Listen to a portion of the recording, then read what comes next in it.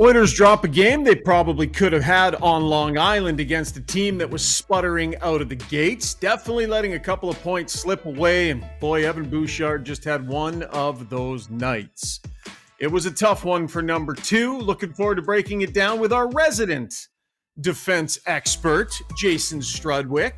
We got Steve Taylor at the controls out in Kelowna. Glad to have you aboard for our live stream tonight. We're live on X and on YouTube as well. And as always, our show is brought to you by our fabulous title sponsor, Timber House Developments, the leader in custom and infill development with knowledge and experience to bring your dream house to life. If you're tired of cookie cutter, copy and paste designs with no soul, see the team at Timber House and discover how naturally inspired living can make your life better. Take all the guesswork out of your infill project. Check them out at timberhouse.ca. As we say good evening to Jason Strudwick. And as I said, we got Steve Taylor in the background. Steve, you threw us a bone a little late in the day. We feel terrible. I've talked to Zuby like 7 or 8 times today. Absolutely no clue whatsoever that it was our boy's birthday today, Steve. You couldn't have given us an earlier heads up. You know, I almost did. That just goes to show the selflessness of our boy Zuby. Just always looking out for others, not even thinking about himself. So yeah, he texted me the other day and he said, "Hey, would you mind doing Thursday's show? It's my birthday." And I said, "Yeah, for your birthday, buddy, I'll do the show for you." And he said, "Oh, for free as a birthday gift? Thanks." I said, "No, not for free, Zuby, but happy to do it." And yeah, he's having dinner tonight. So happy birthday, Zuby. What do you think, Struds? How old do we think that guy is? He's aged well, whatever it is. But I think, he actually told me this yesterday after Studies World, and his parents are in town. Oh, so no, they're all really? going out for dinner. Yeah, Ginny. I'm asking him right now. How old are you? Yeah, his parents are awesome. We had a great chance to visit with them over the summer, and they got your back barbecue at the house. So they're having a laugh and having a good time, eh? Oh, they're great. They'll be I think they're going for a nice meal tonight, I'm pretty sure. Nice. Good stuff. Well, it was an interesting night, fellas. It was interesting on Twitter. It was interesting watching the game. And tonight was just kind of one of those nights when it came to the Oilers' performance and Evan Bouchard in general. We got a hop and stream tonight wanting to dig in on all things Oilers losing to the Islanders. So let's just get right to it. It is our breakdown. It's brought to you by the Canadian Brew House. During every Oilers game day at the Canadian Brew House, enter at any Edmonton and area location for your chance to win Oiler home game tickets. Plus, enjoy $1 off Molson Canadian and Coors Light tankards as well. Edmonton-born, Canadian-operated. You got 48 locations across Canada, but truly an Edmonton spot and a fantastic spot to watch the game. All right, Struds, I was looking back at my game notes and even previous games, and I've got right off the start of the game against the New York Rangers, turnover and saved by Skinner off an Evan Bouchard turnover. We've seen some of this year. This had been kind of sneaking its way around his game a little bit, and then tonight, like a month's worth of blunders just all came splattering out in one game for Evan Bouchard. Struds, there is so much good in this player, so much skill, so much ability. He's brilliant in the playoffs, but you're going to get nights like this, buddy, and he's really got to try and figure out a way to cut this stuff back. I always go into the YouTube. I always have it up so I can see what's going on, especially the nights where the Oilers have played well or one where I'm like, I'm not sure how the fans will react. I know how they're reacting tonight. I don't have the stream up yet. I wanted to get past this initial Evan Bouchard conversation, and I get it. Like, even I can't defend him for the way he played tonight. Man, where do you start? Trying to do too much, being too casual, holding on to the puck, not enough urgency to his game. I mean, all those we could go over all the different plays and pin one of those, cliches to what he was doing. It was a tough night, and I've been there. There's nights where you're just struggling and you just can't get out of your own way. The problem is, or the reality is, though, he's a very skilled player and he should be able to have the ability to pull himself correct or get, or maybe just simplify the game and to move the puck. Like the one that just tapped it up for me was when he was trying to stick handle through Barzal in the neutral zone. And now if that's a bigger guy, maybe you get away with it. But Barzal is known for having quick hands. He's a quick skater. He lives to see that when a D-man's trying to make a play on him in the neutral zone. So really, really tough night for Evan tonight. He's got way better. I don't have to say that, but that's one where you're just like, man, you got to find a little bit more from him early in the season here. So just dialing in on the mistake a little bit that you're talking about there on the 1-0 goal against Struds. It's such a split second play. Like it really is. He gets the puck and you got to make a call right there in the moment, right? And guys that have skill, guys that have swagger, guys that are, Evan Bouchard's walked a lot of people in his career. So you love a guy that has the confidence to like feel like he can make plays and you don't want to beat that out of him. How do you sort of drill that idea in that there's a time and a place for that, and on a split second have that instinct to go the other way rather than feel like you can make that play? Understand the mode you need to be in that position on the ice is to make a simple play, maybe chip off the wall, maybe just kind of hang on to it and protect it. Like it's so split second, and I'm not letting him off the hook because other guys don't make that same mistake. But how is it possible to even change that when a guy's wired that way? I think trying to beat a guy when you're the last player, between you and your netminder or pretty close to the last one, that's a really high risk play. And I have to be feeling so good about my game and be in such a good place that I know I could make that move. He hasn't been at the top of his game to start the year. And a lot of players aren't, right? It's October, whatever, 16th. And there's a lot of risks there for what I would consider not very much reward. What's the best one? On the backside of that, is that a breakaway for him? No. Is it a 2-on-1? No. There's nothing massive on the backside of that. So in that moment where I maybe don't have my A game with me, this so far this year or tonight, I just make a quick play. Doesn't mean unskilled. Doesn't mean I have to wrap it off the glass. Find a quick pass and make that play. Should he know that that's Barzal? Like a lot of people are saying on the stream here too, you can't do that with Barzal. You mentioned it's Barzal. What's real in that moment? Should he know who that player is? I'd be floored if you didn't know. You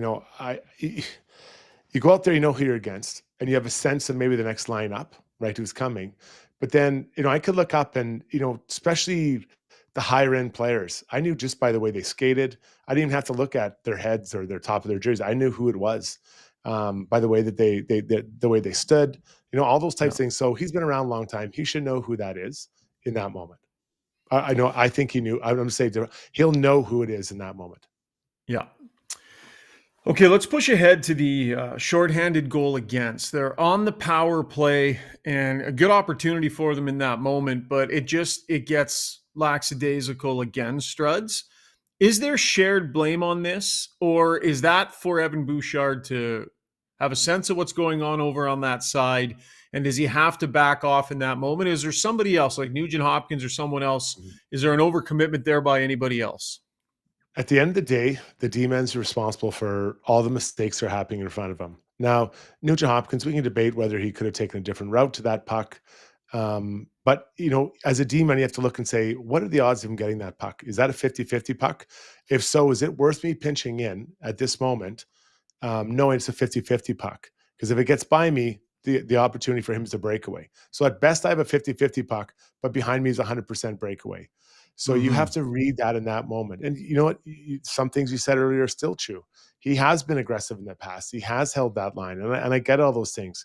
But when it's not rolling for you, that's not the play. So, yeah, maybe Nuge could have done a little better job. But at the end of the day, the D-man's job is to keep the game in front of him. He doesn't. And that's a long breakaway for, who was that? Horvat, I think. Yeah. Yeah, he had all of them, didn't he? So two goals on two breakaways. And Evan was out there for both of them. Yeah. I mean, the number of mistakes he made that led to grade A scoring chances, whether it was the turnover that ended up, I think, off the post, coughing pucks up all over the place. It was a night where he just didn't have it, Struds. So once that shorthanded goal against is scored, they pull Bouchard off the ice on the power play. They leave, I think they left everybody else out there to finish off that power play. You go into the intermission after 40 minutes. Both of these goals partly, if not mostly on him. And I'm thinking to myself, this will be interesting to see which way Chris Knobloch goes in handling this player. His options would have been just send the message, right? Not going to tolerate lackadaisical play, lack of attention to detail, and send a message to this player early on this season. I didn't think Knobloch was going to do that. That's pretty aggressive. At the end of the day, for the most part, he made the decision to basically roll him back out there and let him keep going. And in fact, was on the ice for an important penalty kill late in that game as well. So what did you make of Knobloch's decision to keep this player engaged? Well, let's go back to the point you make there on the power play where he pulled him off, and I think it was Nurse they put out there. Yeah. Honestly, I think he's just like, he doesn't have it. I've got to get him out of there. Like I don't know if he's even thinking I'm punishing this player. It's just he does not have it at all. Like he bumbled the I think that was the same power play where he had the puck on the blue line and just mishandled it, just kind of coughed it up in front of him. Then it that's not him. That's not what he is. So I honestly think it was a mercy pull. Like just get him off the ice. So, because he's done so much good. Bouchard's done so many amazing things in the last couple of years. They're like, this is him. We're just going to get him off the ice and we're just going to try it again. But I believe with Evan Bouchard, he deserves the right to work his way through this. He's been so good. He's had so many great, as I just highlighted in the playoffs, so many great things he's done. You allow this player to work through it. Now, if it's like it was at the end of the second, okay, buddy, just take a deep breath. We'll just get you out of here and, have a quick drink and get back out there later. But I believe he's earned the right to work his way through it. That'll bring us to our YouTube poll brought to you by DeBoer's Golf Shop and Fitting Center. Wondering where your head is at, Oiler fan, on that one in particular. Get fit now before you get out your shovels and ice chippers. Get fitted while you still have your summer swing. Their TrackMan bays are ready and the deals are hot. Go down and check out their Pro Shop style atmosphere, 5311 99th Street in Edmonton. It is DeBoer's, as we say hello to Steve Taylor. Steve, what do you got for poll tonight, buddy? Okay, so we asked the people what they would have done with Bouchard after 40 minutes. So to start the third period, what would you do with Bouchard? And the four answers are: shut him down for the night, let him earn it back, power play only, or let him play through it. Yeah. Okay. So Struds believes play him through it. I'm okay with the fact that they did that. I think the message was sent yanking him on the power play before the end of the period. And I think it's early in the season to be entirely benching a guy. Now, Struds, like to me, that's got to be his one. If he has another night where it's this bad, I think at a certain point you're accountable to everybody else on that team as the head coach to make the hard decision and sit the guy down. This is where it gets interesting for Chris Knobloch. He's got all these star players and these high-paid guys and this and that. We've seen other coaches struggle to pull accountability out of players. I agree with his decision tonight, but he's going to have to, at certain points, be willing to make a tough call and sit a guy down for that entire third period if there's more of this stuff in the near future, Struts. With Wallman coming back, I think that becomes easier, right? It sounds like Wallman might be back, Great point by sometime you. this weekend. So, you've got Ekholm's already out there. You've got Nurse and you got Kulak, and then Emberson and Stetcher. So, I guess the next power play guy, was Nurse tonight. Maybe it's Ekholm, but I think it's easy to put Wallman out there. Like, hey, it's not working for 8-9 Bouch. We're gonna give it to this guy, Wallman. And you have a little bit more depth, a little bit more puck moving and a big shot. I mean, Wallman's got a really good shot as well. So I think it becomes easier. And what I would expect maybe is they just, limit some of his opportunities on some different areas if it continues, if it goes on like this. But I mean, that was, I'm going to guess that's the worst game that he plays all year. Out of 82 in game 4, that's the worst one he plays all year. Cause it was so many misfires, mistakes, misreads, mishandles. It was, it's like he got 10 games worth of bad plays into one game.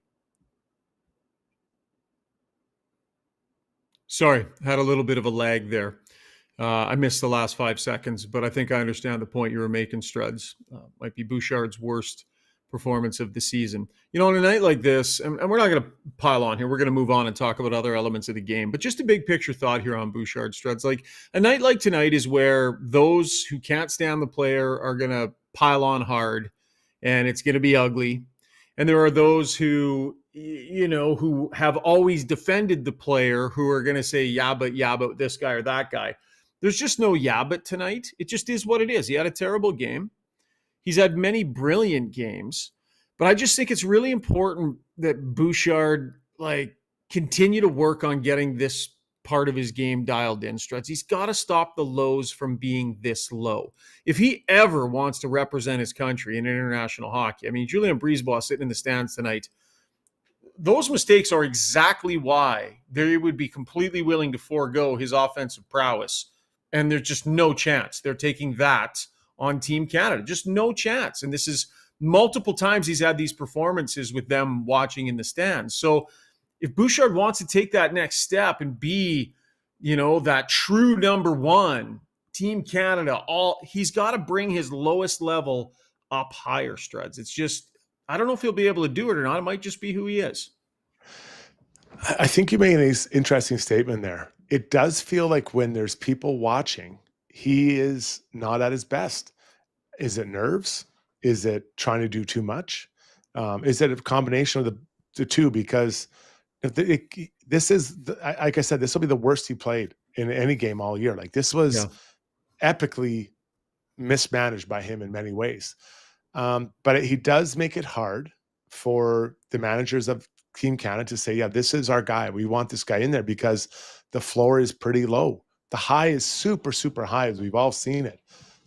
So, for him, I get it. You want to play on that team. Everyone wants to play on that team. But you've got a good track record in the most important times of the year, which is in the playoffs. These games, especially against the Islanders, should be one where you are one of the best defensemen on the ice. Yeah. They knew this about him when they signed him. I mean, they knew that he was brilliant in the playoffs, through most of the playoffs, but he's going to have some nights in the regular season that are just absolute head scratchers.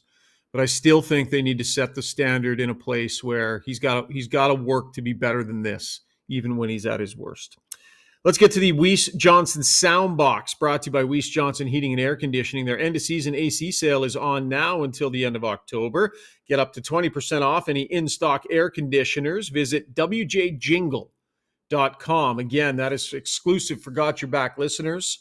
They got some deals on there. wjjingle.com. Jingle. Weiss Johnson, whoa.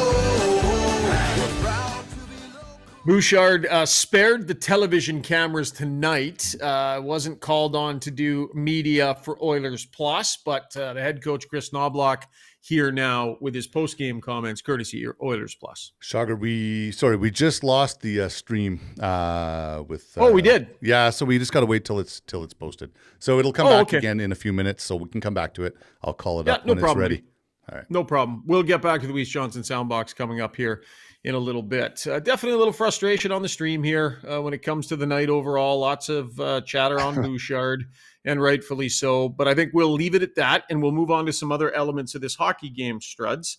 So Connor McDavid, puck on his stick, right in the middle of the ice, desperately needing a goal, and he passes to a guy that kind of isn't really ready for it and not really there. There's something about that snap instinct of McDavid's, and Brownie's not going to be able to join us tonight, but he'd probably want to be clubbing me upside of the head, Struds. But he's got to shoot that puck. I mean, best player in the world, best offensive instincts, best. We all know it. Yet still, he's got to shoot that puck. Why doesn't he shoot that puck? I'm not sure, but I know that the guy he was passing to was a righty on the wrong side. If that's a lefty, I could see it because now it's a tap in. But it's interesting to see Connor's reaction. He was mad. So is he mad at Stetcher for not being ready for that pass or not in position? Or is he mad at himself for not shooting it? You're in a great spot. You have a lane to the net, in between the hash marks, let's call it. That's a shot. That's a shooting position all day long. I'll take your Connor McDavid. Maybe he felt that there wasn't the best opportunity, but I believe the goalie was a bit struggling in that spot. I'll take it over anyone he passes to on that side. Maybe Leon, if it's Leon over there on the Oilers team. So really surprised by that choice, and surprised by the reaction he had after making the choice. Yeah, I noticed that. He kind of hollered.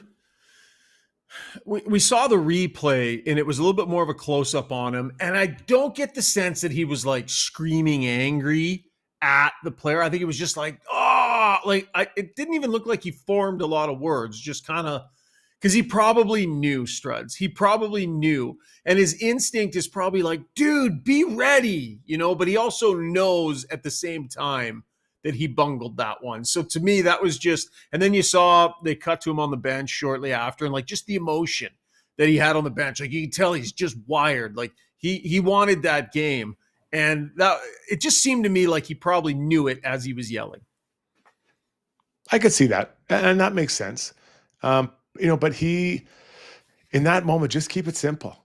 Right. And that sounds like a really unskilled thing to say, but you're in the slot, let it fly. Take your chance. That's big save Dave in there. That's not Sergei Bobrovsky. Let it fly. Maybe there's a rebound. Maybe Stetcher could get a rebound if there is one in there for to be had if it doesn't go in the back of the net. So I would like to see him, get back or have a shooting mentality in that spot. I'm going to win the game for us. I'm going to do it here. I think that'd be okay because he doesn't have a goal. I don't think he has a goal yet, does he? No. In four No. games? Yeah. So, no. That's a spot where maybe when he did score the 60, he was shooting it. And we've seen it kind of come down the last couple of years, and he's looking to pass it off instead. So what are you seeing overall here from McDavid, would you say, through the first 4 games of the season? And each game is kind of its own beast. There you see Kayla Weathorn. Maybe Struddy's goal prediction for McDavid is more accurate than we thought. Struddy, of course, very famously calling 38 goals for McDavid this year. But Struds, how would you say through 4 games you think Connor McDavid is playing so far this season? I think there's another level for him to get to offensively.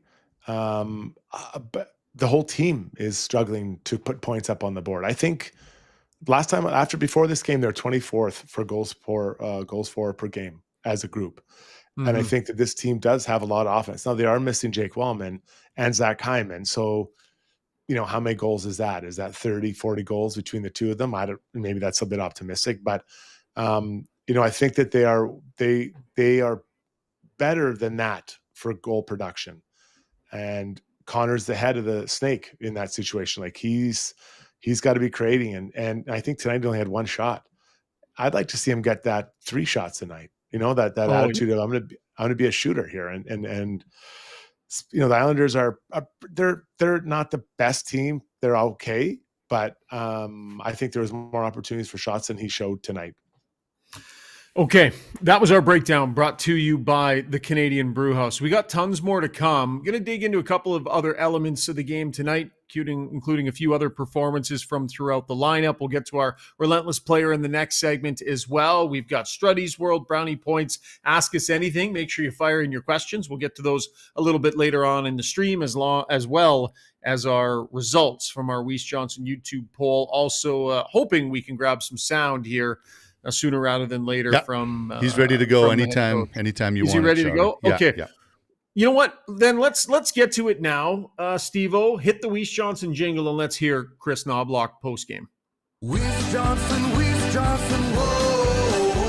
We're proud to be local. Some personal errors that led to some of the turnovers. What did you see?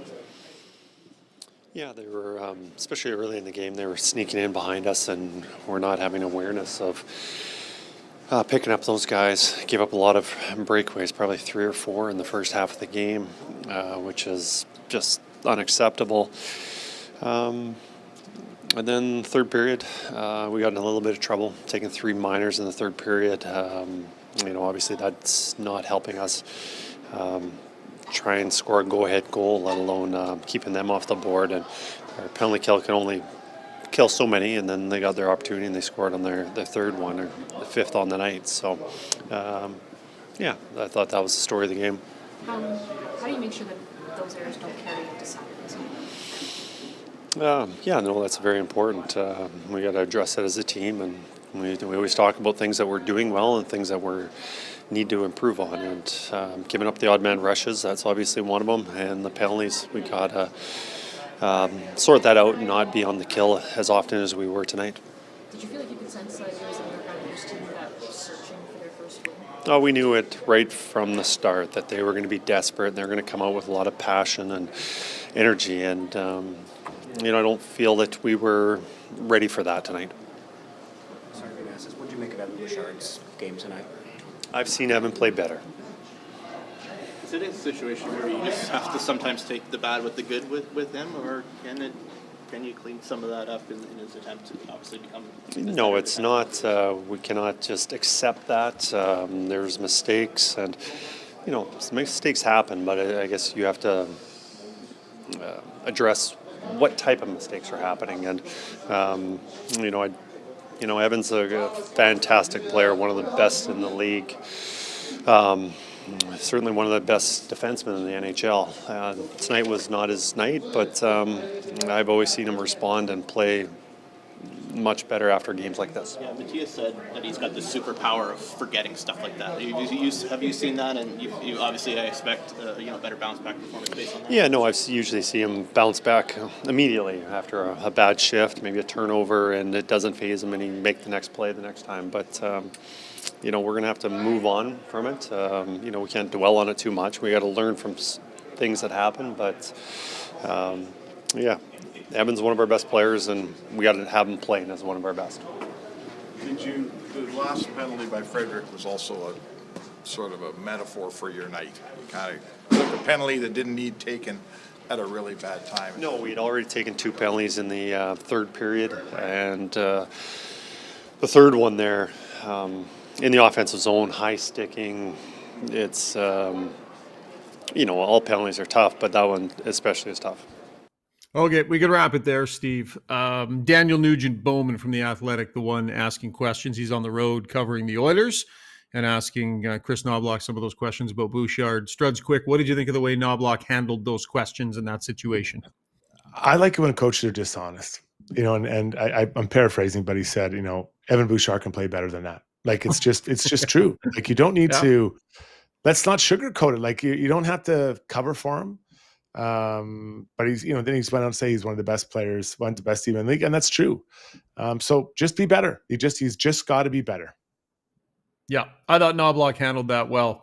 Kept him in the game, gave him a chance to earn it back, was honest with the media after, complimented him, said we need to forget it and move on. And I think you probably just give the player the benefit of the doubt and you proceed as normal for the next few days and hope that the player responds. That was from our Weiss Johnson soundbox and courtesy of Oilers Plus. Quick break. When we come back, let's break down some other stuff that we saw tonight, maybe some more positive performances. There were a couple in there, believe it or not. I'll get Struddy's thoughts and lots more coming up on Got Your Back, presented by Timberhouse Developments.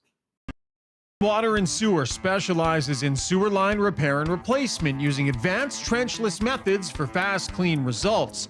They provide detailed sewer assessments and scoping to identify problems before they become costly. Serving both residential and commercial properties, no job is too big or too small, and with over 40 years of experience, they've seen it all. Trust Mainline to keep your lines flowing smoothly.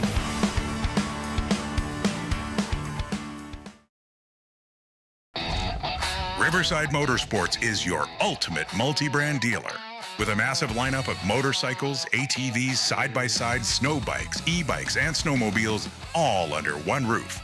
With Alberta's best selection, a huge parts and accessories inventory, and a fully certified service department, Riverside has everything you need to ride.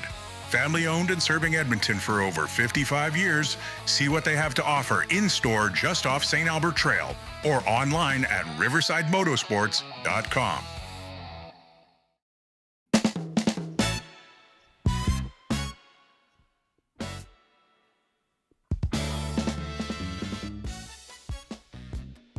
I'm not sure if even this remix is going to cheer up Oilers fans tonight, but Steve's doing his best. He's doing his best at the controls. Time for takeaways brought to you by Chandos Construction. Chandos doesn't just hire talent, they invest in it. They're 100% employee owned.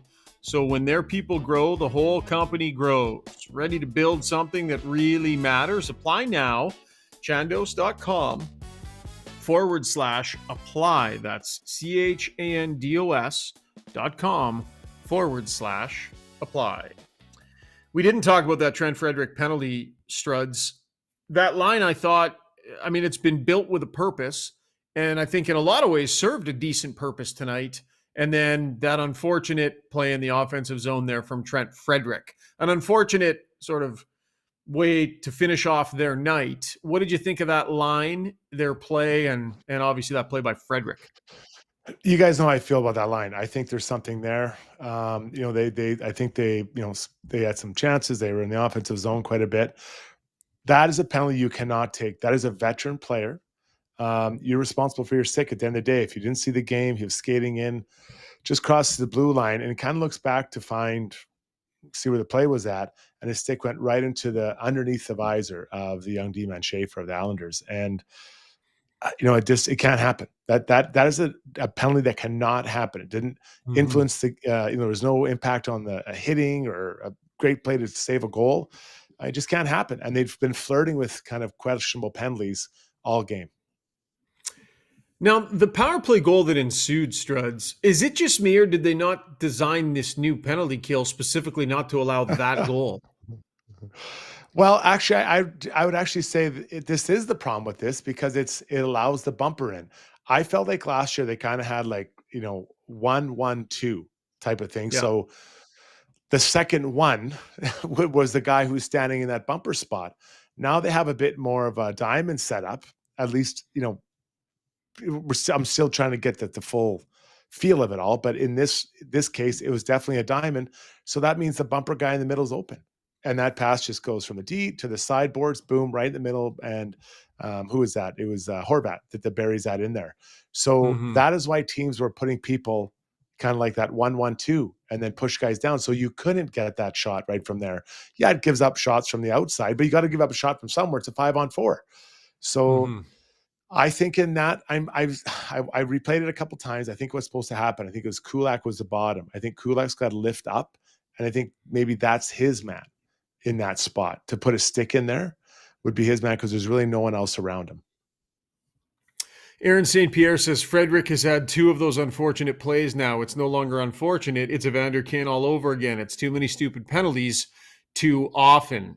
Tomaszek has been kind of prone to the odd penalty here and there too, that for what he's generating at even strength, you're definitely on the wrong side of it when you're taking multiple penalties in games and that sort of thing. So a few little things discipline-wise, I think, that definitely need to be tidied up by certain guys. We saw some of that tonight for sure.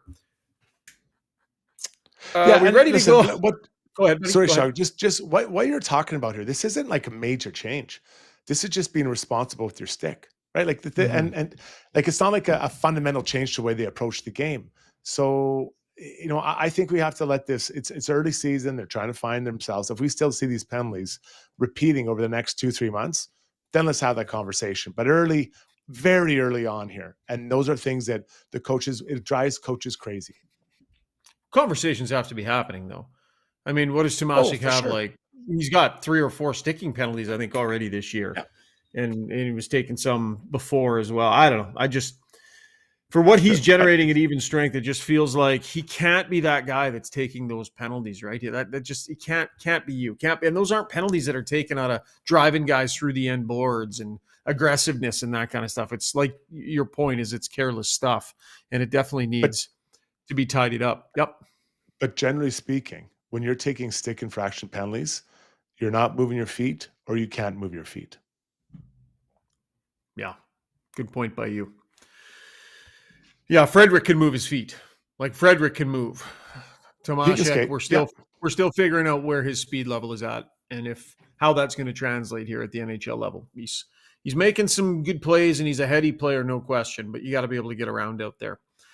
All right, let's flip the switch. Let's pull out a positive or two, because there were, and I would say that number 22 is probably up near the top of that list. Struds, there were a number of things in his game tonight that I thought were really, really strong. He had some really good moments. I'll let you kind of run us through what you like the most, but more than anything, just an engine that is not slowing down and that's drawing penalties. So I thought he played more than 11 minutes. I couldn't believe when I looked at the score sheet, because I try not to look at the score sheet till the end of the game, just so that I'm not like, oh, this guy's having doing this or doing that. I want to just have my own opinions on it. And he was 11 minutes tonight. I'm like, he was very noticeable. I think he drew 2 penalties. He was skating really well on the penalty kill. He was everywhere, and he made that really nice play. I think it was the second last. Well, the second last one they didn't get scored on. Kind of corrals the puck, takes it behind it, throws it over to the D-man. The D-man iced it down, like a really calm play. And we were giving a lot of kudos to McDavid when he was doing that when they scored an empty netter the other night. So, or 2 nights ago. So I was really impressed by his game, and his speed is really, really noticeable out there on this group. I know acceleration. I'll say acceleration, and then that leads to the high end speed. Yeah. No, I think that's a good way to put it. He definitely snaps up to full speed in pretty short order. There was a sequence he had in the offensive zone that I thought was great. On the wall, he's just engaged in a battle. And even though he's so little, he's smart, and he's smart with his stick, and he doesn't give up on those battles. And he made a really nice play on the wall to keep a puck alive. Then he takes it hard into the middle of the ice towards the net. Really heady play, gets hauled down right there. Like just little moments like that. Then he had late in the game on the penalty kill, Struds. He's out there at an important time on a kill, and he gets the puck and shows poise with the puck in his own end. Just pauses for a minute, slows the game down, buys a little bit of time, and makes a smart play. These little moments where he's showing his hockey IQ is extremely high. And when you marry that with legs that just keep going, you can't help but feel like he's going to earn the trust of the coaches and be on the ice long enough for the offense to start kicking in here. I mean, he's moved his way up the lineup already. We saw it in this game. So now it's just about some of those opportunities starting to cash. And he's gripping the stick pretty tightly. You know, he wants it. He wants to help. And he like, when you're an offensive player, not that I was, but you know that there's only so many chances the coach is going to call your number if you don't start cashing in with the big guys. So his career isn't over. He doesn't score in the next 2 or 3 games, but he knows that if he can score, it can also go the other way. We're also now, you know, I'm a potential solution to what they're looking for in that top 6. Yeah, for sure. Got bumped up the lineup there. We will talk about that in our core adjustments coming up here, what they should do in that top 6 and maybe where he fits in. So we'll get to that in a couple of minutes. A couple of other notes here. Where are you at on Ike Howard? And he got a couple of looks tonight. He got put in a couple of positions here and there. I feel like Chris Knobloch is he's trying to throw him some bones here and there if he can, but I think he's going to run out of bones to be throwing the player at a certain point here, Struds. I view it as the coach is trying here and there to put him out there, just Ike go with a couple of guys, and it's like, okay, you know, he did that a couple of times, but I'm not sure if the reward is enough that it'll be able to keep the tap on. Yeah. So just my thought hasn't changed. It's time. I'll say it now. It is time for him to go down to the minors and play a lot, right? And they need this guy to develop properly. 7, 8, 9 minutes. I don't think that's what he needs. Now, when he does get the puck, he's exploding. He's trying to get, you know, later in the game, he had a chance. He tried to explode. He got a shot off from distance, probably not going in on NHL goalies, but the intention's still there. He's trying to get there and make it happen. But your point is really well made. He is not the first thought or the second or third thought. There are other players, Savoy, Tomaszek, these types of guys, or Tomaszek, they're getting the chances before him. And he needs to be the guy getting called his number right away. And that'll happen in the minors. So, you know, I'm guessing after this road trip, he will be sent to the minors. And I would honestly, if they were at home, I would probably do it tomorrow. I believe it's time. It's now time to do this. Mm-hmm. And maybe as they start to get some bodies back healthy, right? That'll basically put him in a position where, just from a number standpoint, like when Myanmar's ready, he's going to play, and he's going to be in the lineup and doing some penalty killing as well. That power play by the Oilers in the third period, I forgot to get to it in the first segment, Struds. It probably should have been brought up when we were discussing McDavid's night. Man, was that power play awful. Those entries were half-hearted. They never really got the rhythm down on the slingshot. It was like McDavid never really froze the opposition and had that speed at the blue line.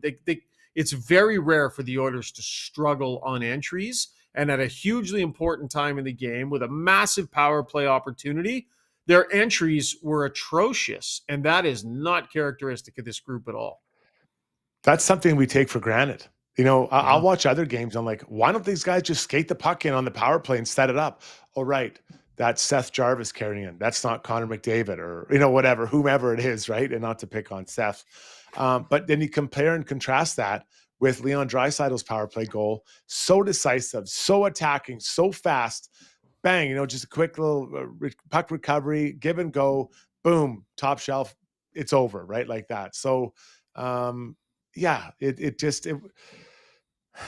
not used to seeing that. We're unaccustomed to seeing that type of, once you get in, it's one thing, but usually they get in easily.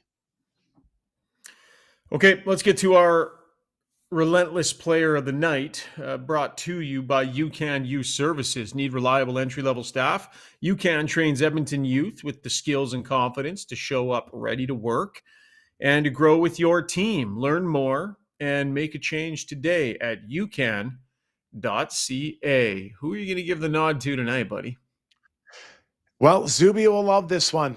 Big Save Dave, 33 or 31 save performance for a 3-2 win. The Oilers had some success against this player. There's a history, if you remember the shootout that they had with the Flames. And I didn't know which way to go with Big Save Dave. I thought the Oilers might get to him and rattle him. They didn't. He hung in there and gave his team a chance to win. He made some really good saves in there. So 31 saves, that's good enough for me for Big Save Dave and relentless player. Yeah, I don't mind that one. Fair to say, back-to-back solid performances from Skinner. Do you feel 100%. like any of that was on him tonight? I thought he gave his team a chance to be in there. I mean, a couple of snipes. The Oilers were giving up breakaways and grade A opportunities. You'd probably like him to just figure out a way to save one, but I don't know. Pretty high-skilled player that's barreling in on him. In the Stuart Skinner storyline of the early season, which way are you going with this one? I'm fine with this. No problem. 2 breakaways. I mean, that's a hard one. Especially against those two, their top 2 centers, right? To get the breakaway. So that's not ideal at all. He made some nice saves. Yeah, he got lucky with a post later in the game, but he couldn't see what was going on. The power play one, I'm not going to fault him with that. A guy shooting from the slot, he should score from there. I'd say those were 3 earned goals by the Islanders. I don't think that Stu Skinner, mailed or gave him one at all. And if you take out the 3rd goal of the first game, we're probably talking about a really strong start for him without that one blip in the chamber. Interesting point here from Aaron St. Pierre. This road trip has been pretty ugly. We got New Jersey, who's very good, and then Ottawa without Tkachuk. This is a softer road trip, as you'll see all year. If you think about it, the Rangers, the Islanders today, right? Both highly winnable. Jersey, sure, that'll be a test. And then you got Ottawa mixed in there as well. So missed opportunity in a game like this, Struds. Like the Islanders are not, this is not going to be their year. Yes, Schaefer's a good young player, but man, you really want to be able to pick up wins on a road trip like this in the soft spots. And this was a soft spot. It felt like a 50-50 game, and they needed to find a way to get 51%.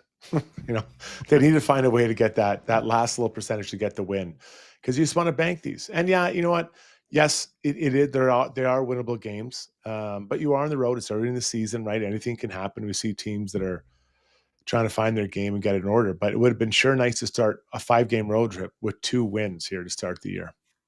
Let's get to our core adjustments, brought to you by HSE Core Services. Need a safety program? They can build it. If you need it managed, they can do that for you as well. And if you're stuck dealing with those online safety registries your clients make you sign up for, they handle those too. And yes, they also do core audits. Business owners, we're talking to you. They're here to help you, business owners.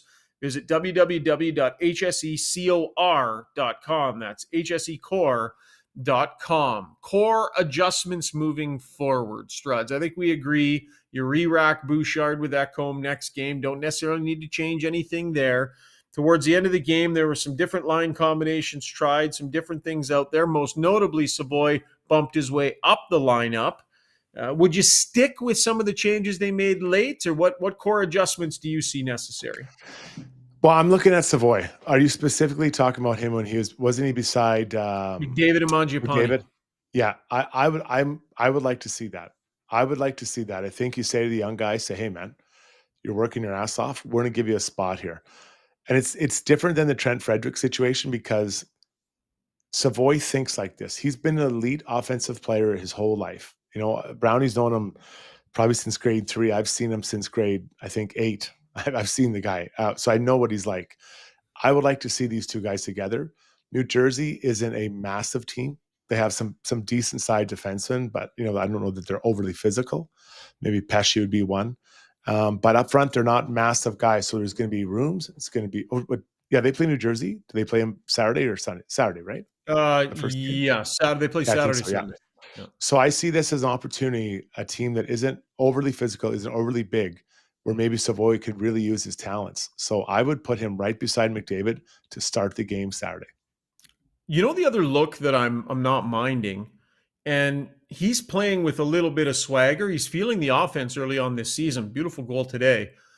I'm liking Nugent Hopkins and Draisaitl together at even strength. I think Nuge is, I don't know, when he's going, it's kind of refreshing to see Draisaitl with something to work with on his line. Another high octane offensive player, a guy that can make plays and handles a puck so well, very heady. I like that look, and I liked it for a bunch of the shifts they were together tonight. Well, he's got a point a game, isn't he? Nuge. Yeah. I mean, he's not gonna win the Hart Trophy, but I mean, a point a game. Last year, his offense has fallen off, this and that. Okay, well, here I am. I've got 4 points so far. So I recognize, I think 3 of them in the first game, but still, that's 4 points. He has a nice goal tonight. You're right. I like those two guys together. Then who do you tuck in beside them? Are you changing that up? Well, Roslovic, right? I mean, a couple of games here for him. I thought late in the game he had some nice touches in the offensive zone. He was poised with the puck. He handles it really nicely. Sure. He doesn't panic when he has the puck on his stick in the offensive zone. So I would be interested to continue giving him some looks there and see if his game starts coming around a little bit more. I don't know that anybody's beating down the door to get it ahead of him, but the point I'll make here too, Struds, is the extent that Knobloch is committed to that third line, to me, that's kind of showing itself, because what have we not seen yet this year? We have not seen Podkolzin with Draisaitl yet, because Podkolzin has a spot on an identity line that Knobloch believes in. So that's why we're seeing some other guys in there. Well, I like that third line, if it is indeed established, and it's early, but if it is indeed established, then it frees up the top 6 and the bottom 3 to be sorted out, right? And you can move players around. Keep in mind they don't have Hyman. That's a huge piece to this puzzle. Yeah. Massive, massive piece. Roslovic, if it's Savoy, Tomashek, one of them is dropping down, right? Well, 2 of them, I guess I should say, because you have Mangiapane and Nuge on the other side. So it really gives you an opportunity to figure out what you want. But I think if he can commit to and have that third line be stable, I think that's a huge solution, because now you have those 2 guys, that line sorted out. You have the 2 centermen up top, Nuge or McDavid and Leon sorted out. Now you got to figure out the wings and how they all fit together. Yeah, for sure.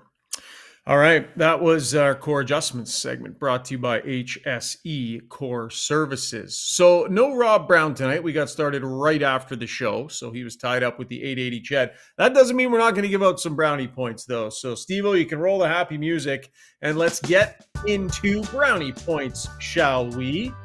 And brownie points, as always, brought to you by the Alberta Ram dealers. The Ram 2025 1500. It's Motor Trend's Truck of the Year. If you want to check it out, head down to your local Alberta Ram dealer to get into this award-winning truck at a competitive price. Take a look at this thing, man. It is slick, capable, stylish, powerful. It is Ram. I assigned brownie points to you tonight, Struds. I assume you're not going to give me any. But I would also... What's that? You're giving me points? Or you assigned me the task of doing it? No, I assigned you the task of doing brownie points tonight. Okay. But what I'm saying is, I assume you're not going to give me any points because of our season-long competition. But I would also expect you do not award yourself any tonight. So that would be my expectation here. Okay. That's fair. Okay, that's fair. Let's start with this then. Let's go to the Blue Jays game. And there was a moment that was so much fun. I was bouncing back and forth between the 2 games. 2 out in the 5th inning. Max Scherzer still on the bump. And he gives up, I can't remember if it was a walk or hit. Doesn't matter. I think it was a hit. Out walks Schneider to pull him. And as soon as he steps out, he's like, whoa, that's Scherzer says that. Then he'd come up and they're like, let's do it. Let's do it. Like, he's like, I'm not coming out. So Schneider walks right back in, back into the thing. And what does he do? Scherzer strikes the guy out and walks out. It. That is why you put a grizzled veteran on the mound at that moment in a must-win game. And they're currently up. So it was such a cool moment. Such a cool moment. That can go either way, though, hey? Imagine if it's a dinger instead. 100%. That can go either way. It is. But you give that guy the benefit. He's 40 years old, and it was interesting. He's had 500 major league starts counting playoffs and regular season. Just insane.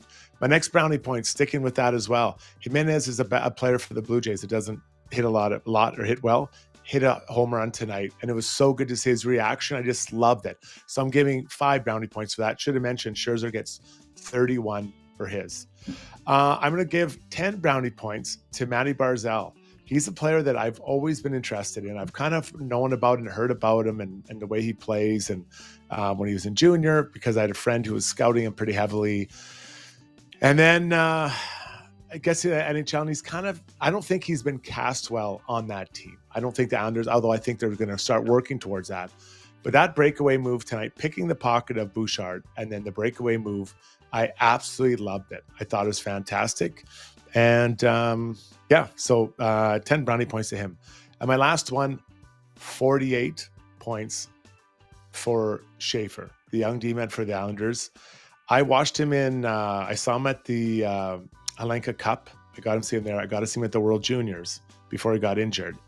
And now watching him tonight, he is going to be a stud in this league. He's 18. He's barely 18. He's like 18 years old and 4 hours old. Like, it's incredible. He skates, the way he works the puck, the power play. They've got an absolute stud. What good fortune they got getting him, getting that draft pick, right? They had like a 3% chance or something.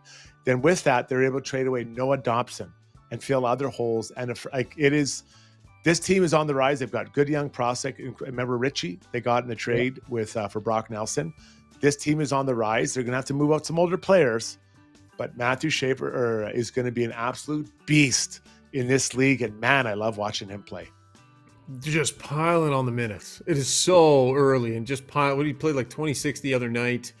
I don't have the game sheet tonight because my internet's having issues with the NHL site here. I don't know. What did he play tonight, Threads? You know what? I don't know. Mine isn't coming up either. It must be the site's NHL down. Website's having a tough time. Okay, website must be down. Okay, so but he had to be north of 24, 25 minutes, man. He was out there a ton. And just looking to jump up, hey, just looking for the opportunities to jump up, but I didn't, like, of all the decisions he made jumping up, I didn't really see any where I was sort of like, whoa there, kiddo. I didn't see any bad calls necessarily, which is impressive, Struds. What I like about him, well, there's many things, but he makes it look easy when he jumps up. You know, when you see like a Jason Strudwick jumping up, looks like he's pulling the whole piano store behind him. He jumps up so easy, and then he just turns and he's back in time, right, to if required. He to me is going to be much watch TV, and I don't like watching the Islanders. I haven't for many, many years, but he is now appointment viewing, in my opinion, much like Lane Hudson, Quinn Hughes, Cale Makar. These are the type of D-men I think he could evolve into. All right. Rock solid edition of Brownie Points, considering we don't have Brownie himself. That is brought to you by the Alberta Ram Dealers. We'll give Struds a breather here. We'll take a quick break. When we come back, we're going to take a lap around the National Hockey League, see what else is going on. We'll have Struddy's World.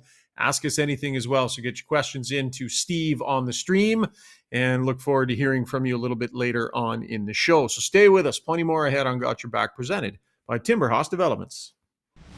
For over 60 years, Belvedere Golf and Country Club has delivered a high-quality membership experience to Edmonton and area. And now it's even better. Drainage and irrigation improvements in 2024 have taken course conditions to a new level. This commitment to long-term sustainability means exceptional playing conditions all season long. Belvedere's tee sheet availability is unmatched, so join now and experience golf the way it was meant to be played, on your schedule. Visit BelvedereGCC.com today. So at Timberhouse, our guiding philosophy is naturally inspired living. We believe that through design, we can solve problems and enhance people's lives. We follow biophilic design principles in all of our builds to incorporate natural materials, natural light, to enhance all the spaces in a home. When you have your space perfectly reflect who you are and what you value, and it's made well, we think that that just leads to better living.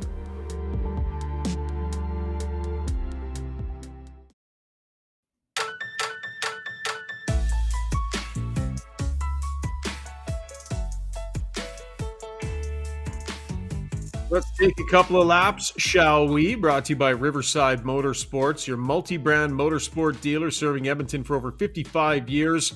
A diverse selection of new and pre-owned motorcycles, ATVs, side-by-sides, snow bikes, e-bikes, snowmobiles. Oh, they got everything. An extensive inventory from industry-leading brands featuring a fully certified department, genuine OEM parts and accessories.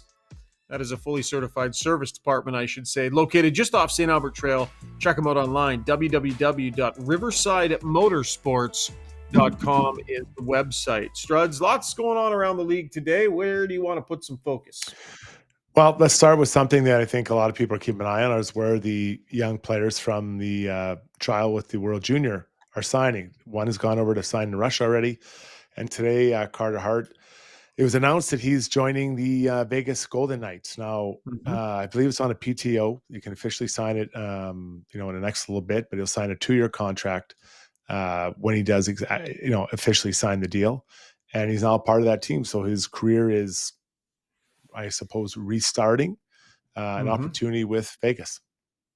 Yeah, and there's going to be lots of different opinions on this. Certainly respect them all. The one thing I will say, Struds, I think he picked his spot fairly carefully, right? Going to Vegas, it's not exactly a booming hockey media market, I would say.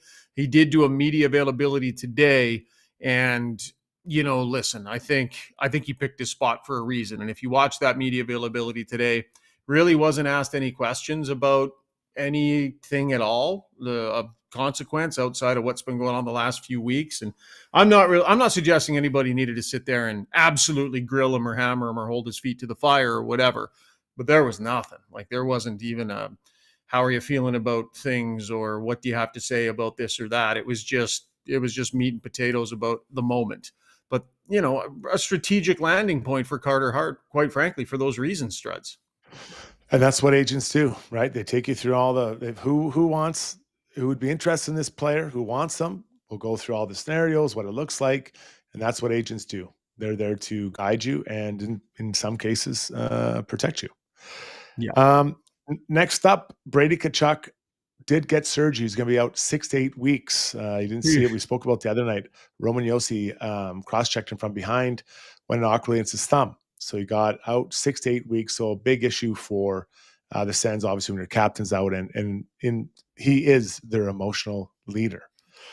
And last one, this one's close to home. This is the player I've got my eye on. I had it with old Rico a couple of years ago, and now it's Alex Tuck.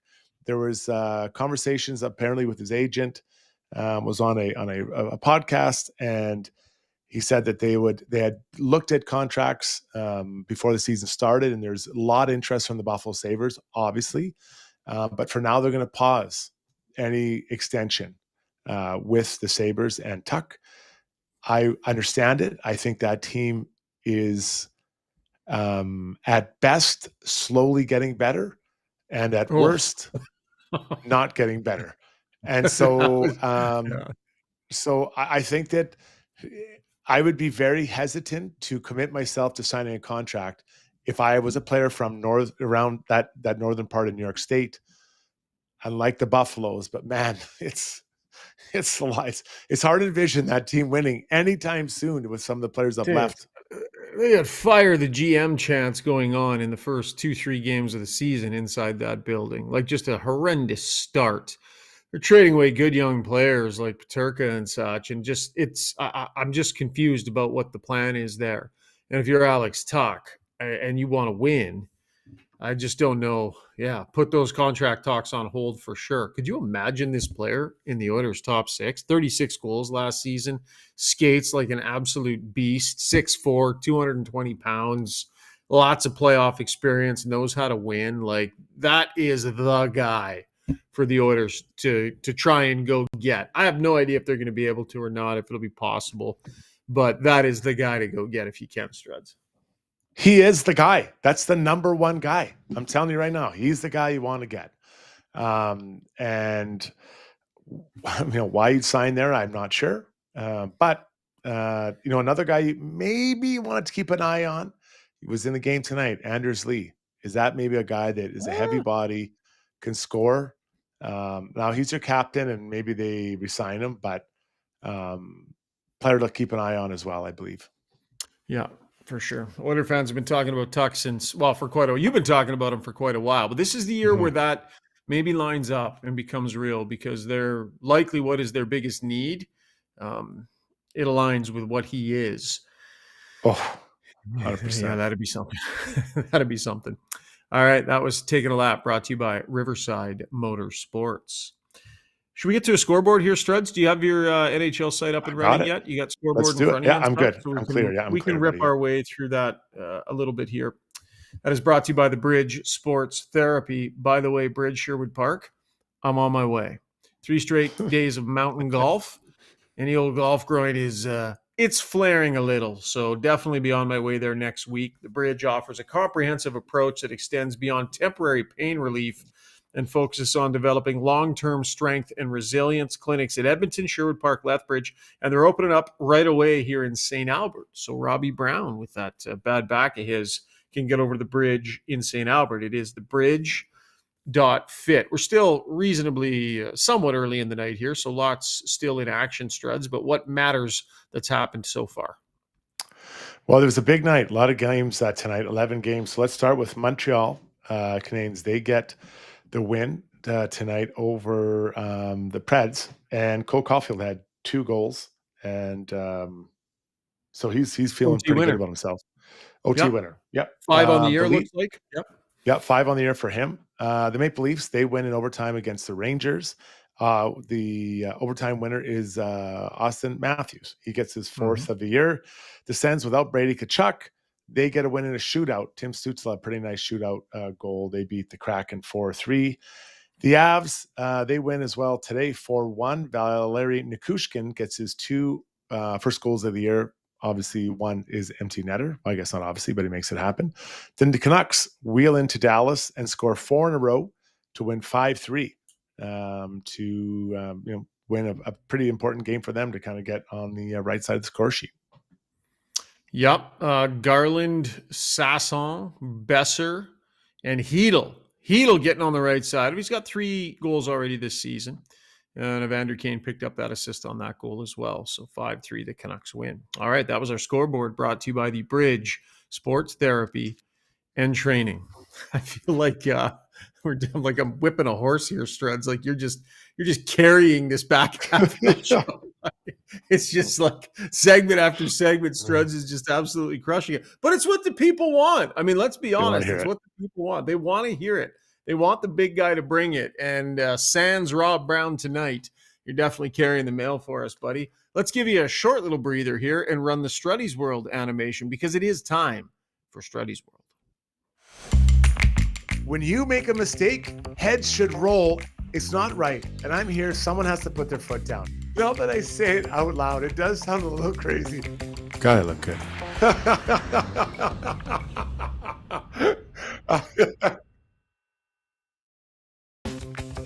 Yes, it is time for Struddy's World, brought to you by Body Realty at Royal LePage AR Team Realty. Buying a home is a big decision, and the team at Body Realty guides clients through the complex process with expertise and care. They've got unwavering support even after the keys are handed off. Their clients will say they truly make you feel like you're the only client that they have. Visit bodyrealty.com. That's BHATTI realty.com. Struds, where are we going tonight, buddy? What's on that brain of yours? Totally non-hockey related, but I was out recently for a meal, and I was looking around, and I don't notice anything. Like I I don't notice you have something in your teeth. I don't notice what you order. I don't notice anything. I don't care about anything. It's just, I just want to talk to you, just have a conversation. Well, I was looking, I happened to glance over at the other table, and doesn't matter if it's a male or female, doesn't matter. But the way they were holding their fork, I couldn't stop staring. I could not stop staring at them. In fact, they were holding, if you usually kind of hold it to your, like this, they're holding like they were trying to stab something, and they were just having like a chicken breast or something like that.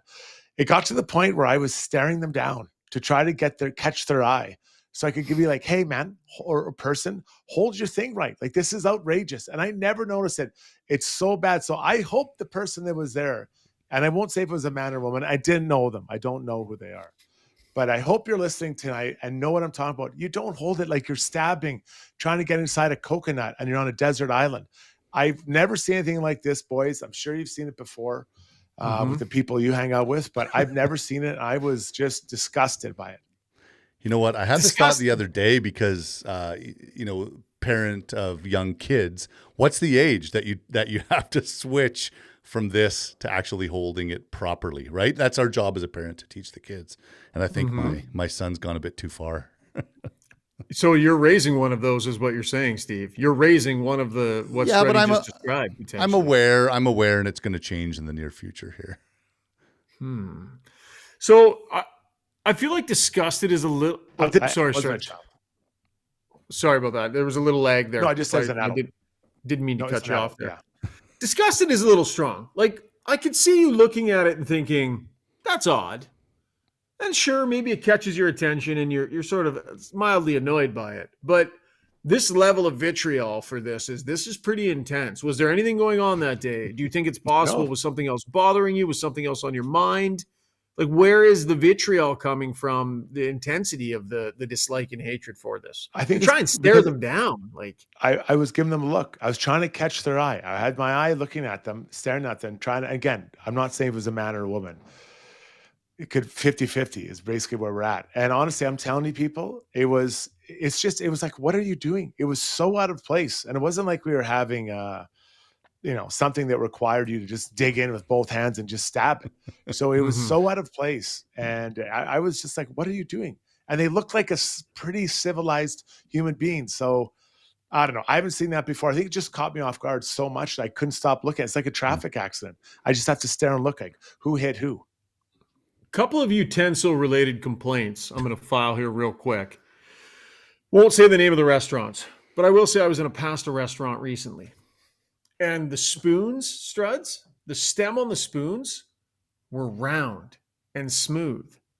So we're in a pasta restaurant. Of course, I ordered the spaghetti and the meatball, of course.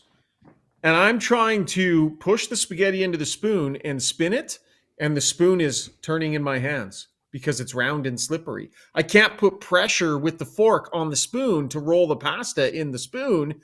It's spinning. And I was out of my mind. I'm like, who okayed these spoons in this restaurant, a pasta restaurant? So just dumbfounded by that. It was so bad. I couldn't let it go. I had to say something to the gentleman who was serving us, but I said it in a friendly way. I said it like in a funny way. I've been a server. I'm never hard on servers, but I was like, I have to ask you, has anybody else ever complained about these spoons? And my friends are just like, oh my God, what are we doing here? I'm like, I'm just wondering, has anyone else ever complained? And surprisingly, it was the first time he had heard that. If you'd asked that question, I would have said, check please, and we're gone. Like I'd be so embarrassed. Really? Like I would just be like, we got to get out of here. This guy's going to go back there and hock a loogie in our food. He's going to put his fingers in my beer that I just ordered. Like, I'm out of there right away. I'm not going back. We had our food already. Oh, it wasn't like we were still at Frisk. It was late in the night that I asked the question. The other one last night, I'm in Victoria here again. I won't say the name of the restaurant. I ordered this chicken dish and it comes in a bowl. And so I would cut the chicken and then I would place the knife down on the side of the bowl and it just would slide into the bowl. And then the handle's down in the food. So I grab it and towel it off. And then I take another bite and I'm just trying to set it down. The knife and the bowls were such that you literally could not place the knife on the side of the bowl without it falling into the food and the handle Right. getting dirty. And again, I mentioned it to the server. I Oh, just sort no. of Oh, it no. was similar. I kind of said like, No. have you noticed this before? And she was like, oh, interesting. I'm very friendly and cordial and we're having a laugh. Oh, yeah.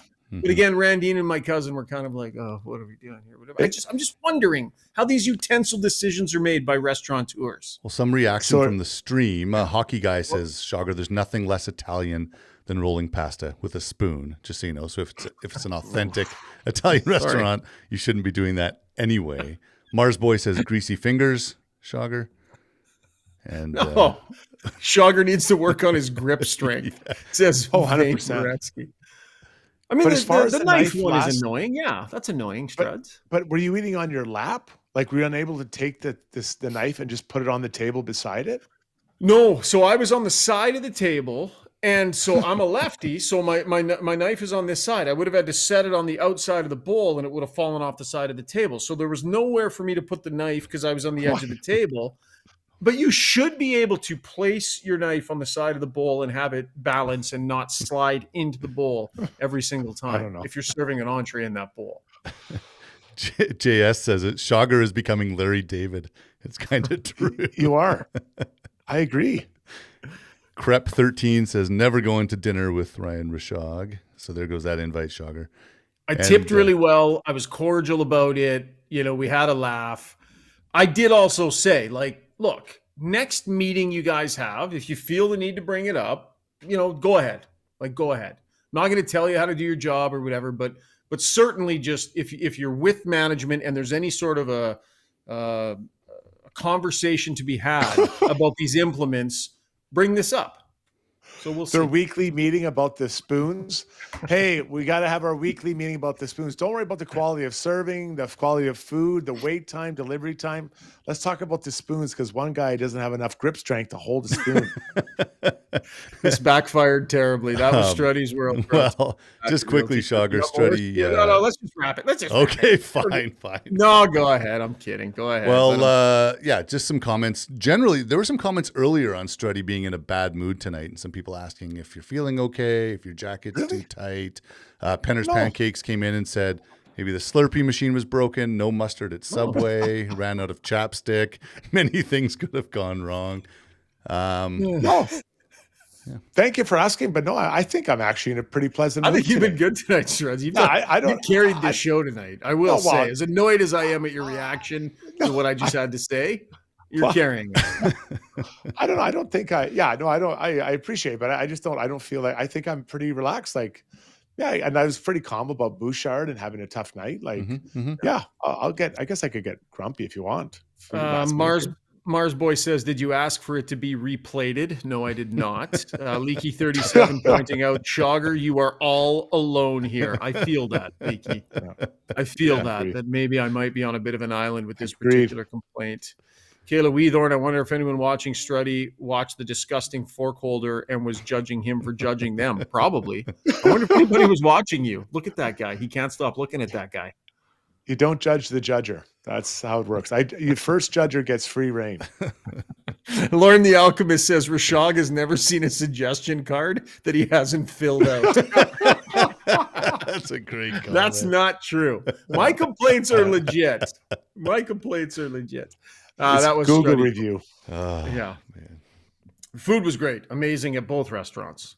Utensil game needed a little bit of work. And with that last word, we move on. That was Struddy's World, brought to you by the Batty Realty Group. Let's roll right along here and get into our Ask Us Anything segment, shall we? We're practically doing it anyway right now. And that is courtesy Mortgages by Maria. Big fan of Maria's work. She's helped out Randine and I with multiple mortgages that we've gotten done. She saved us a lot of money, made us some money. She's been awesome. So with the Bank of Canada lowering rates, it's a great time to look at your mortgage, but your bank only shows you their offer. Maria brings you options from a whole lineup of lenders, so you get the deal that works best for you. Don't just roll over for the bank. Connect with her today at mortgagesbymaria.ca. Maybe start by wrapping up that poll there, Steve. Yep. Okay, so the divorce poll question, once again, what would you have done with Bouchard after 40 minutes tonight? 4 options were shut him down for the night, and that one had 53% of the votes. Next was let him play through it with 22%. Then let him earn it back at 16%, and power play only was 8%. So more than half of the respondents suggesting that he just sit for the rest of the night. All right. Thanks for all your contributions on that. Steve, while I let you get your first comment set up, there's one here I want to grab from Braden Bauer. Says, anyone worried about how much Leon and Connor have been playing? Definitely not good for the long haul. So this extra penalty kill time, Struds, you've expressed some concern about the number of minutes and such. Pretty high numbers the last couple of games. Again, don't have the stats, don't know exactly where they were at tonight, but it was a lot for sure. What are you thinking on the minutes?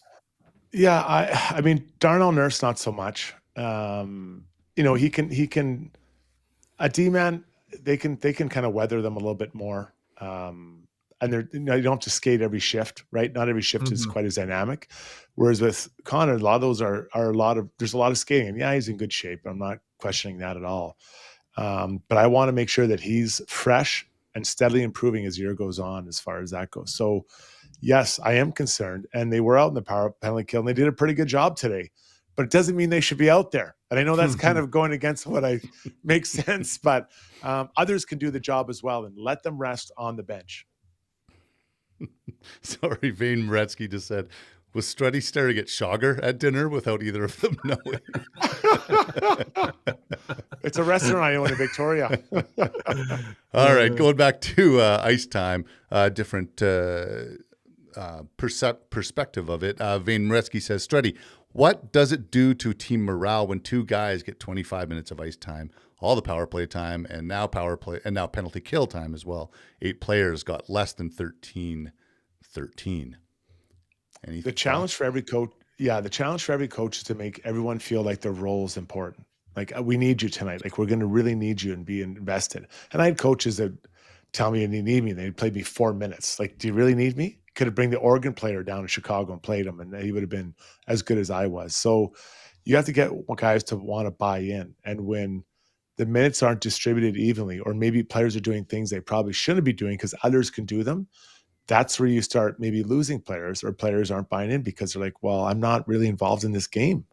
Is there not a role for me? So I'd anticipate at some point, if this continues with, especially Connor Lee on the power play or in the penalty kill, I wouldn't be surprised if a guy went in there and said, hey, what do I have to do again in the penalty kill? Like, why are these 2 guys on there? I can do that job. I have done it in the past. If tonight's show were a game, Struds, you'd have 37 minutes of ice time. Steve, Zuby, and Brownie and I would have been sort of cobbling together the rest. So I know what it feels like to sit there and watch somebody else take all the prime time. Yeah. But you are killing it, so I kind of can't argue with it. Keep going, Steve-O. Hard to argue. Jay Strongside says, it seems everyone has trouble handling the puck, bobbling the puck everywhere. And, I just want to expand that into playing on Long Island. The Oilers seem to have had trouble. What did Jack say tonight for like the last 17 visits there? Do you think there's anything to that, Struddy, in that location at that time? It can be. New York City is an unreal city. And I'm not even saying for going out and partying. Like, yeah, it's a fun place to go out in, but not even that. But there's just so much to do there and so much to see. And then usually the team stays in Manhattan, and then they take a bus out to Long Island, and then they come back. So that can disrupt it a little bit too, your whole day plan and stuff like that. So it can throw you off a little bit. And again, I'm not suggesting they're going out. That's not at all. But there are a lot of things to do in New York, and you want to take advantage of them as a young guy, kind of in an unreal city. Yeah, and it is. The Islanders usually are the second game or third when you're on the New York trip too, from what I remember. So I don't know. I don't know if timing has anything to do with it. Lauren the Alchemist says, ask us anything. Who gets more goals this season, Draisaitl or Nuge? I love my stick. Ryan, I love my stick, Nugent Hopkins. It's an easy answer, but yeah, there's thoughts on the new stick. Yeah, interesting. Long-time CCM guy, I think they were saying on the broadcast, makes the switch over, Struds. Did you ever make any significant equipment changes that helped you out, Struds? Like, it looks like Nuge's stick changes.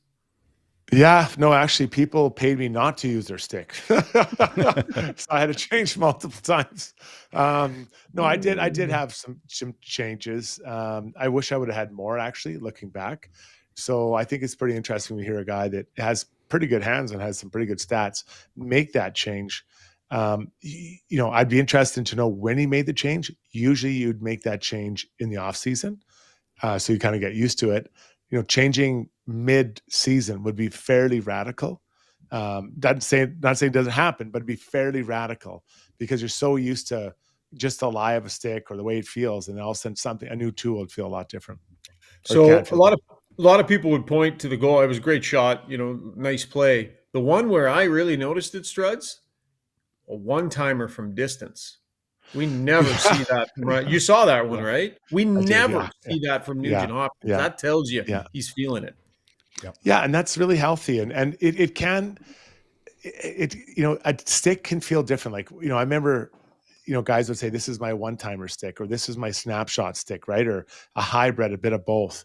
But everyone's kind of got their own stick and what it feels good doing, and so be interesting if he's able to keep that up. But I love that he's shooting and he's choosing to shoot. Okay, speaking of sticks, Aaron St. Pierre says, do you think it's worth the D on the penalty kill using wooden sticks over flex? 2 games have been decided this year on double broken sticks on the D. Is that a thing? Are sticks ever changed for penalty kill for that reason? There have been players that would change for length to have a longer stick so you can reach a passing lane or take away a passing lane. The nice thing about the sticks now is that they're very easy to get a good hard shot off without trying very hard. Wooden sticks, I've pulled out my old ones, and man, it feels like it's really bad. It's a bit like Schauger with his driver, like hard to get really good wood on it, right? When you're sitting there. So, I think that the big thing is that they want to have that same feel. So yeah, sticks are getting broken. It doesn't mean a wooden stick can't break either. But I would suggest that changing the touch and knowing what you can do with your stick, I think that would be way riskier than a broken stick with a shot. Mm-hmm. Couple more, Steven, we'll wrap it up. Okay, fun one here. Jack said, this one comes from Penner's Pancakes. Jack said he's watched Planes, Trains, and Automobiles 150 times, as have I. What is your guys' most rewatched movie? That's a tough one. Anyone have an answer? For me, because every time it's on TV, I have to stop and watch it. And multiple times when I just feel like watching a movie, I got some time to kill or whatever, and just want to throw something nostalgic on, maybe, have a nap or whatever. Hunt for Red October for me is just, yes. I just love it. Sean Connery is so good in that movie. It's just such a good movie. So Hunt for Red October for me. Struts? Yeah, probably Hoosiers basketball movie about a team from Indiana. Unbelievable. I just get inspired to be a better human watching and a better coach when I watch that. Yeah, for me, it's probably realistically, it's got to be a kid's movie, like something like Frozen or something that I was forced to watch many times. You're putting in those shifts these days. Yeah, for sure. Well, yeah. Not necessarily with my will.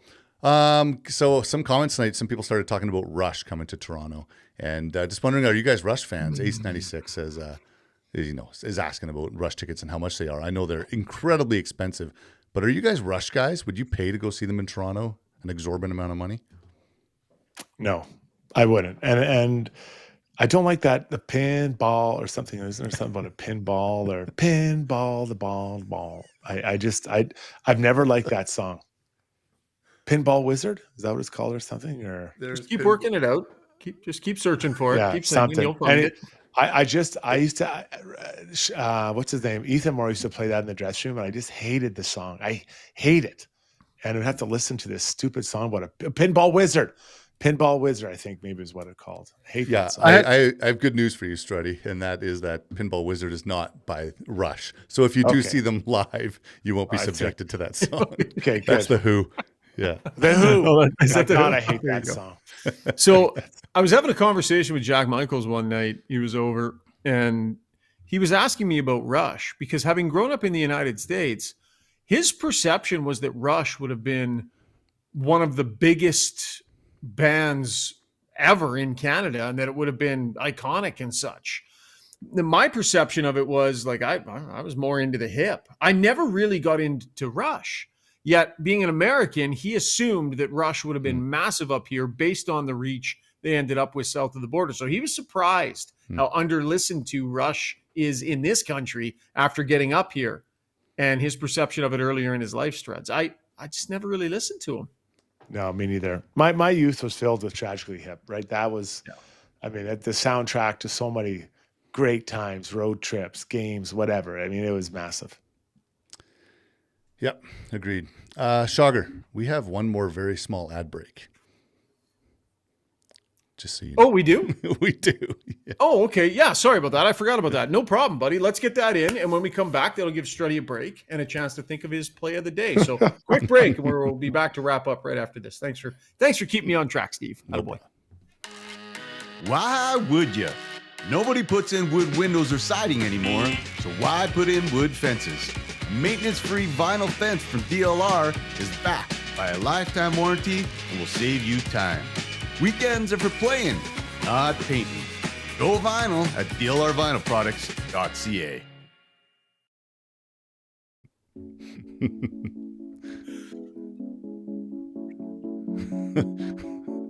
I can't believe I almost let us get through the show without this. Can't believe I almost forgot this. You know what's funny is, so everyone on the stream assumed that was me that voiced that ad. And the first time I heard it, I was driving in my car and I was like, did I do DLR that ad? at some Why point? would ya? Yeah, why would you? It sounds a lot like me. So, yeah.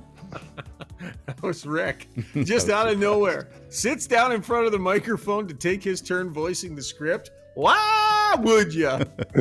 Rob and I were just stunned. We're like, what? And then Zuby picks that one for the commercial. So good. So funny. Good Lord, that is the Who. Somebody chiming in on the stream. Struddy's little mix up there.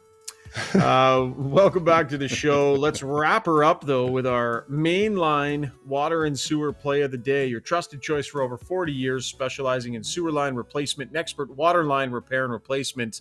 Slow drains are a sign it's time for attention, and aging lines can cause basement backups. The trenchless method is quick, low impact, and often finished in a day, complete with backflow protection.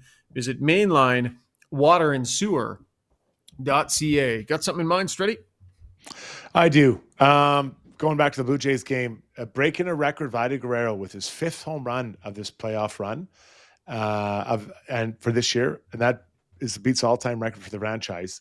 Jose Bautista had it in 2015. He had 4 home runs. So Vladdy already has 5 home runs in this amount of games, and they're tied 2-2. They won 8-2 tonight. We'll see another game here. Well, we'll see a few more games, possibly 3. Awesome. Going to be tons of fun. All right, good stuff. Struds, first start tonight, buddy. With a bullet. I'll take it, except for the one guy who thought I was grumpy. So I'll get a nap in for the next game, guys. Yeah. Don't take that. Go ahead. Go ahead, Tucker. I was going to say, a bit of an odd Struddy's world. Like, little odd there. Little quirky on your part. I'd get off the chest. Yeah. Well, exactly. Like, who builds a spoon with a round stem? It just makes no sense at all. It's ridiculous.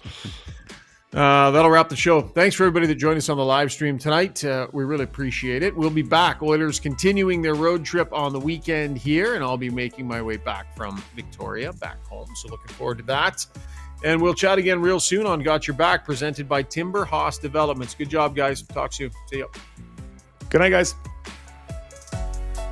Good night. Why would you?